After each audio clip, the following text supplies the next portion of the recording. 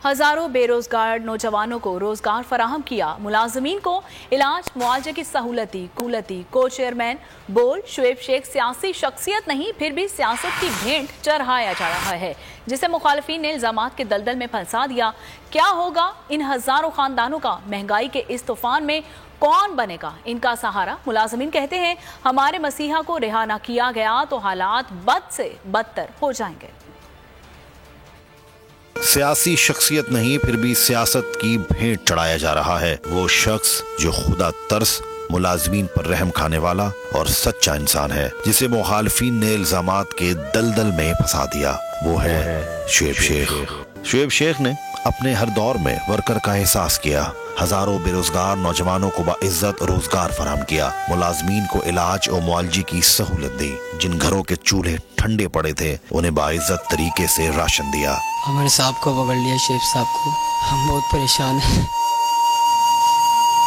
बहुत परेशान है। हमारा भी क्या होगा? हर साल साहब हमें राशन देते थे, हमारे बच्चों को खाना पीना हो जाता था। इस साल हमारे साहब, हमें बहुत अफसोस हुआ, हमारे साहब को पकड़ लिया है। हमारे साहब की वजह से हमारे घर में खाना बनता है, हमारे साहब की वजह से हमारे को सब कुछ होता है। बहुत परेशान।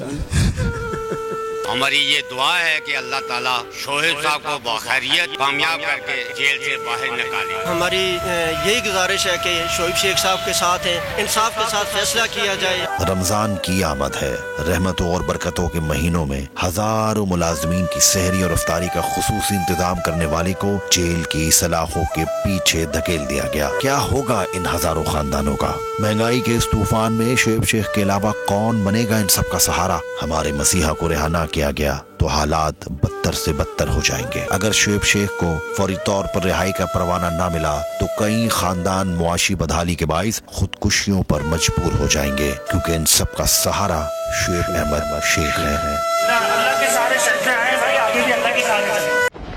चली है रस्म कि कोई न सर उठा के चले, हुकूमत का आजादी सहाफत पर वार। बोल के खिलाफ हुकूमत की इंतकामी कार्रवाइयों में शिद्दत आ गई। को चेयरमैन बोल शुएब शेख को बगैर किसी जुर्म के गिरफ्तार कर लिया गया। अदालती अहकामात की धज्जियां उड़ाते हुए को चेयरमैन बोल शुएब शेख को मुंह पर कपड़ा डालकर अदालत में लाया गया और हाथों में हथकड़ियां भी लगाई गई। इसी पर हुकूमत की इंतकाम की आग ठंडी ना हुई। बिना किसी नोटिस और वारंट के इस्लामाबाद में उनके घर पर धावा बोलकर तोड़ फोड़ की गई और सारा सामान उठाकर बाहर फेंक दिया गया। ना कोई फिरौन झुका सका, ना कोई कारून खरीद सका। बोल की आवाम से अपील है कि वो हुकूमत के नोचे हथकंडों के खिलाफ बोल और को चेयरमैन बोल का इस मुश्किल वक्त में साथ दें। बोल आला अदलिया से इंसाफ का मुंतज़िर है।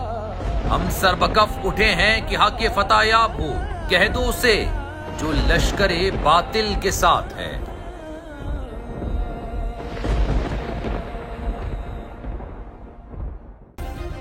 सब्सक्राइब करें और बेल दबाएं ताकि कोई खबर रह न जाए।